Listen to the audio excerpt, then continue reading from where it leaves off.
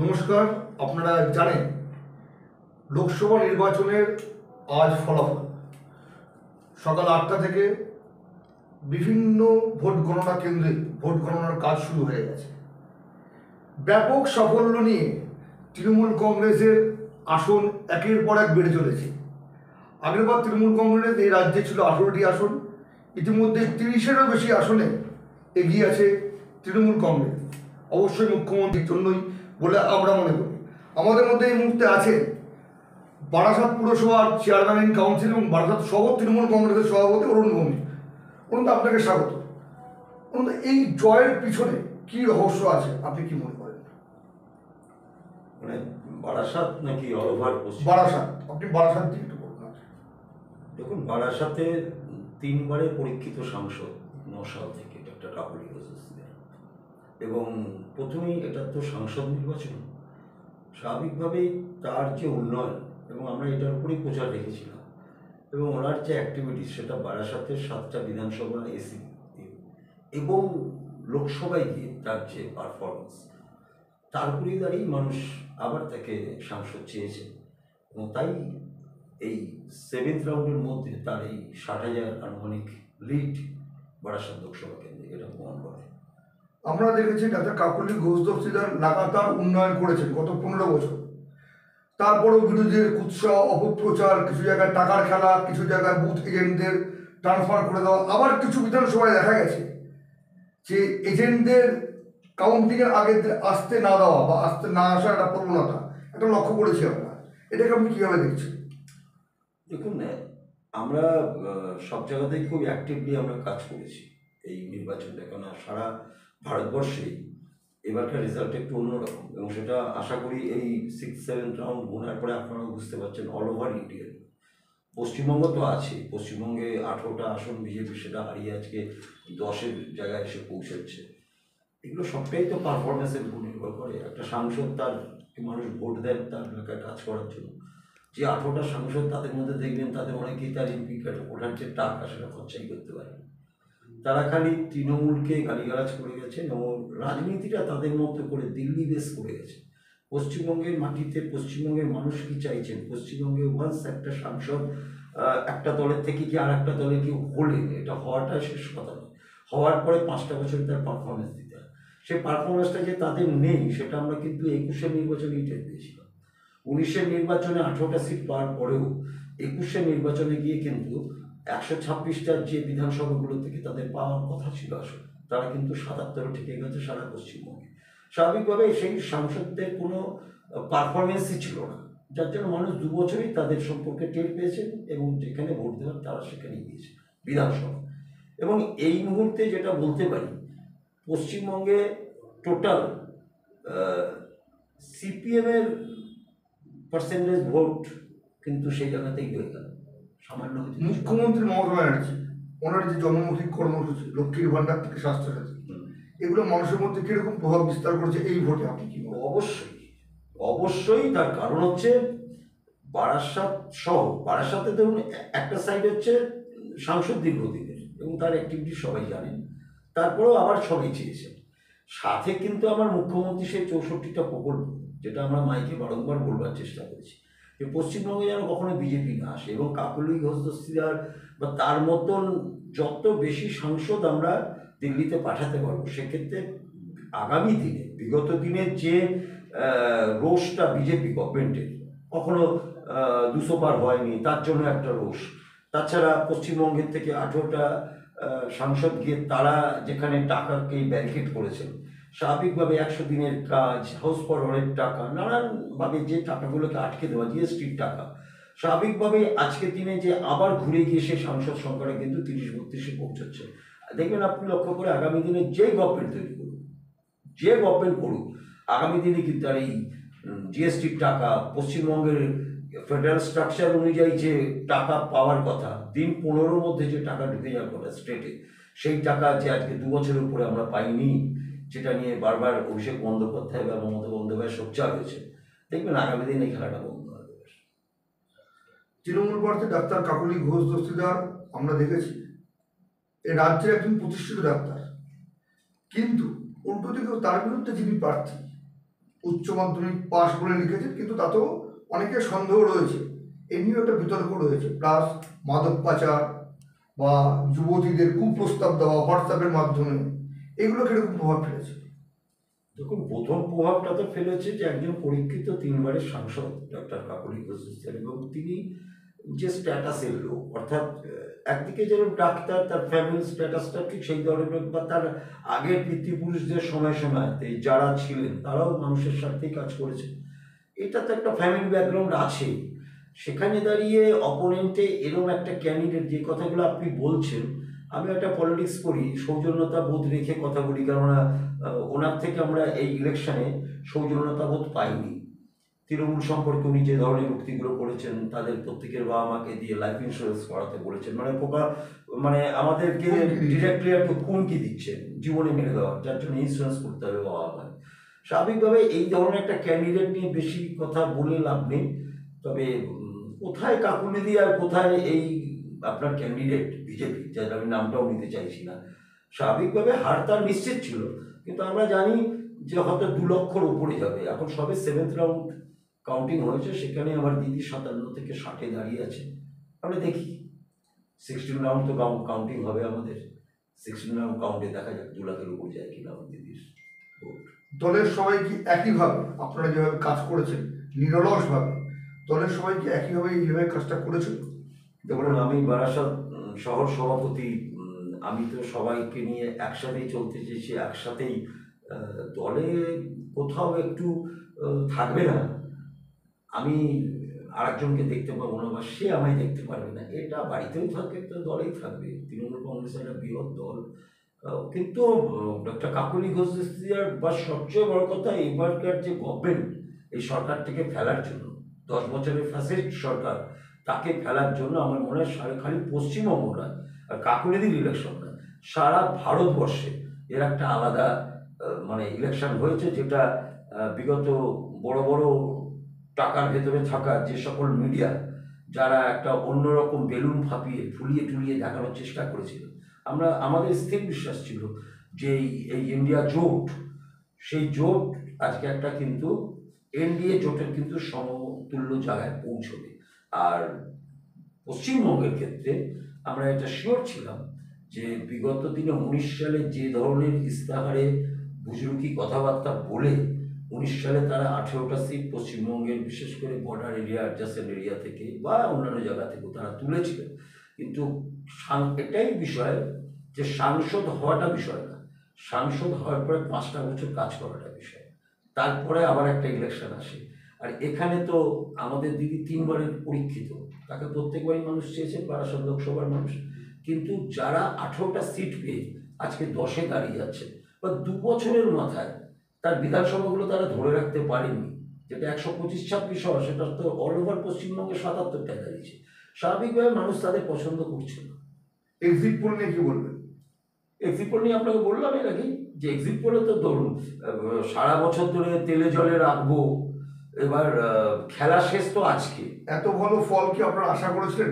আগের মতো 18 ছিল না, আমরা অবশ্যই 30-এর কোঠায় আশা করেছি। তার কারণ আমরা এক্সিট পোল দেখে কেউই ঘাবড়াইনি, বা আমাদের আজ থেকে 2 দিন আগে আমাদের একটা ভার্চুয়াল একটা মিটিং আমাদের অভিষেক বন্দ্যোপাধ্যায় করেছিলেন, তাতে উনি সেই কথাটাই বলেছিলেন যে এক্সিট পোল, কারণ এক্সিট পোল তো আমাদের 21-এও তো মেলেনি, 21-এও তো এক্সিট পোল মেলেনি।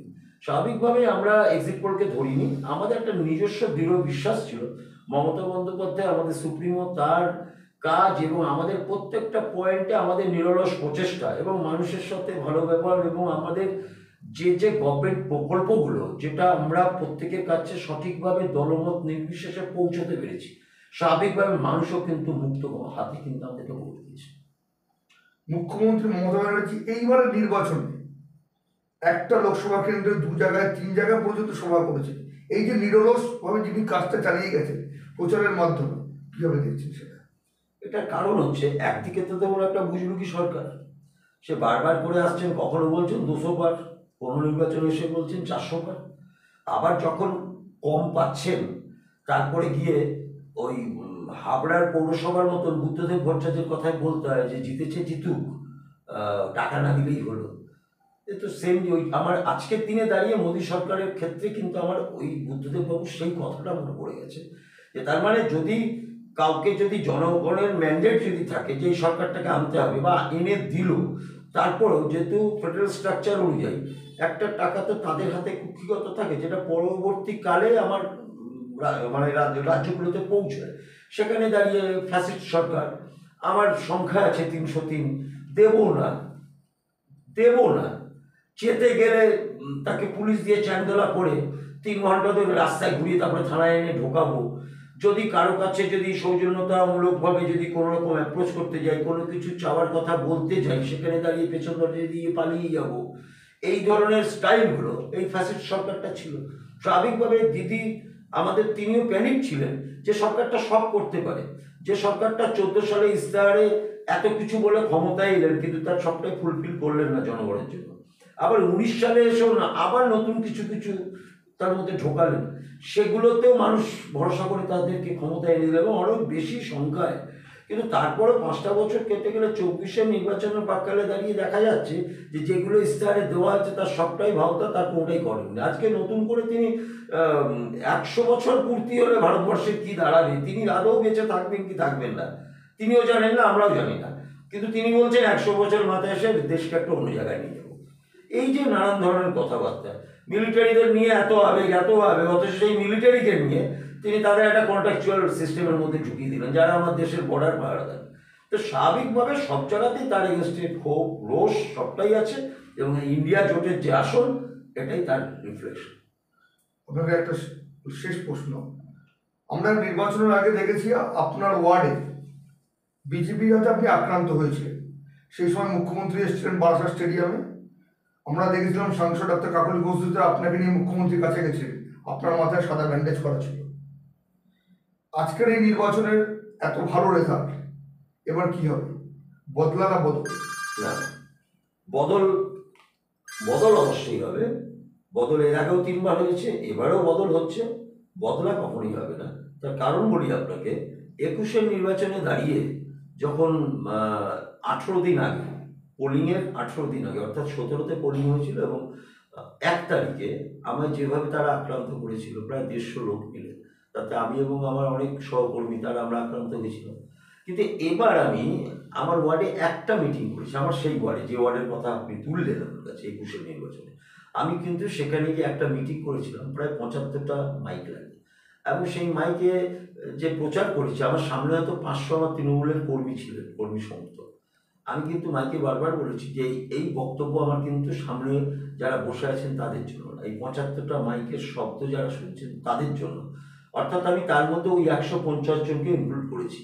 আমি বলেছিলাম রাজনীতির মতন চলবে, আপনারা সংগঠন করতে জানেন না, আপনারা 2 মাস আগে নির্বাচনের টাকা কেউ পাঠায়, সেই টাকার উপরে দাঁড়িয়ে নির্বাচন করেন লেবারের মতন, জাস্ট মানে কর্মী না, দলের কর্মী নয়, আপনারা জাস্ট লেবার হিসেবে বিজেপির হয়ে কাজ করেন। কিন্তু সেখানে দাঁড়িয়ে আপনাদেরকে টাকা দিয়ে মারতে বলা হলে আপনারা মারেন এবং আপনারা মেরেছেন।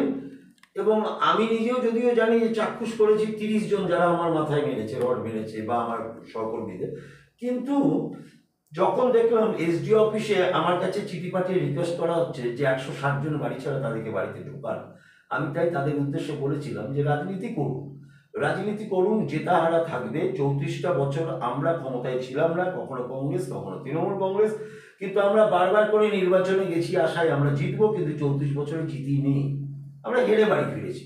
আবার সেখানে কিন্তু সিপিএম বাড়িতে আসার সময় কিন্তু মাথা ফাটিয়ে দেয়নি। রাজনীতির জায়গায় ইলেকশন যুদ্ধ পর্যন্ত, যুদ্ধের ফল বেরোনো পর্যন্ত। কিন্তু আমি চাই আপনারা এইরকম অহেতুক কারো কাছ থেকে টাকা নিয়ে কাউকে মারতেও যাবেন না।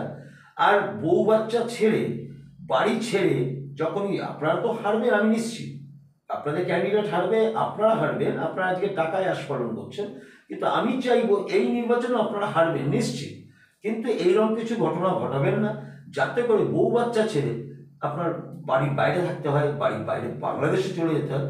আমি চাইবো আপনারাও এই নির্বাচনে হারার পরেও সব পরিবারে বাড়িতে সহ অবস্থান করবেন, এটাই তৃণমূল কংগ্রেস, এবং এটা তৃণমূল কংগ্রেসের পক্ষ থেকে আমি বারাসাতের 35টা ওয়ার্ডে আর একটু বাদে সেই মেসেজটা দিয়েও।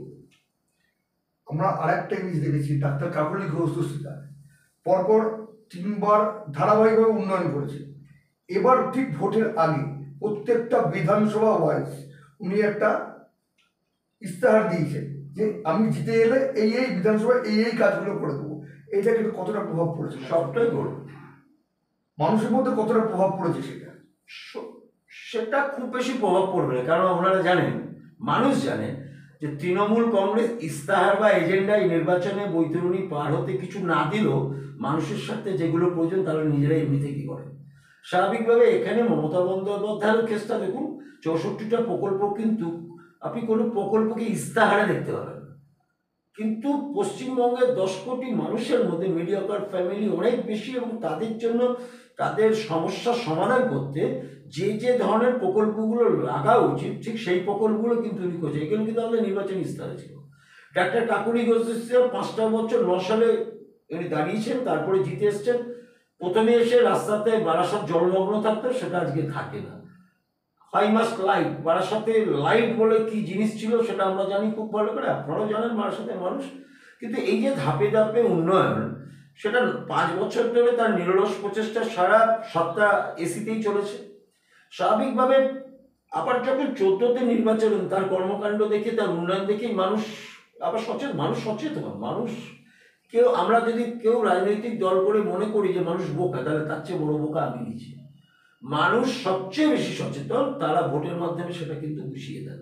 তাই দেখুন এখানকার মানুষ, বারাসাত লোকসভা কেন্দ্রের মানুষ যথেষ্ট সচেতন। তার জন্য দেখুন 4বারও কিন্তু ফেল হচ্ছে না, মানুষ কিন্তু সঠিক সাংসদই বেছে নিচ্ছেন। এবং আজকে যে ইস্তাহারগুলো দিয়েছেন, আজকে যেগুলো উনি আবার দিলেন, উনি কোনোদিন কিন্তু মেডিকেল কলেজ করবেন বলে ইস্তাহার দেননি, কিন্তু আজকে মেডিকেল কলেজ হয়েছে। বারাসাতে এসকালেটরটা বসাবেন, এটা কিন্তু একটা সামান্য ব্যাপার, এটা কিন্তু ওনার মাথায় এসছে, উনি করে দিচ্ছেন। মেট্রো রেল অনেক আগে হয়ে যাওয়ার কথা, যেটা মমতা বন্দ্যোপাধ্যায়ের সময়কার প্রকল্প রেডি করা, কিন্তু ওই ফ্যাসিস্ট সরকার তারা কিন্তু সংবিধান অনুযায়ী কোনো প্রকল্প সেন্ট্রাল গভর্নমেন্ট কখনো আটকানো যায় না বা বন্ধ করে দেওয়া যায় না, কিন্তু সেটাকে কায়দা করে তাকে মাটি কাটার টাকা দিয়ে মেট্রো রেলের প্রজেক্টকে বাঁচিয়ে রাখা যায়। তাই 200 কোটি টাকা দিয়ে, যেখানে মাটি কাটতে 200 কোটি লেগে যাবে, সেরকম একটা পশ্চিমবঙ্গের মেট্রো রেল, বারাসাতের মেট্রো রেলের জন্য 200 কোটি টাকা বরাদ্দ দিয়ে দিয়েছে। অতএব আইনটা বাঁচিয়ে রাখলাম, কিন্তু মেট্রোটা যাতে না হয় তার ব্যবস্থা করলাম। এবং এবার কিন্তু দিদি 4 জুন আজকের দিনে জিতে আসার পর তিনি সাংসদে গিয়ে প্রথম সোচ্চার হবেন মাইকেল নগর থেকে মেট্রোটা বারাসাতের লোকসভা পর্যন্ত আনার জন্য। এটা হচ্ছে তার প্রথম কাজ। এটা তিনি মাইকে অনেক জায়গায় বলেছেন, আমাদের মধ্যে বলেছেন, আমরাও এলাকার মানুষকে সেটা বলেছি। বারাসাতে মেট্রো রেল এবার অবশ্যই হচ্ছে, 2-1 বছরের মধ্যে সেটা শেষের পর্যায়ে যাবে। এটা মাইকেল নগরতে এসেই গেছে, আর বাকিটুকু খুবই উদ্যোগ তিনি নিচ্ছেন এবং এটা কনফার্ম যে আমরা পাবো। আর তাছাড়া তিনি যে ওই আমাদের এনজিওপ্লাস্ট বা মেডিকেল কলেজের যে জিনিসগুলো, সেগুলো তো আমি বলে দিয়েছি, ওগুলো তিনি বলেছেন মানে উনি করবেন। করবেন। তৃণমূল কংগ্রেস না বলে যখন করে, আর যখন বলেছেন 15 বছর আমূল পরিবর্তন হয়েছে বালখাতে, ডাক্তার কাকুলি ঘোষের হাত ধরে আমরা দেখেছি। ব্যস্ততার মধ্যেও আপনি আমাদের সময় দেওয়া হয়, অনেক ধন্যবাদ।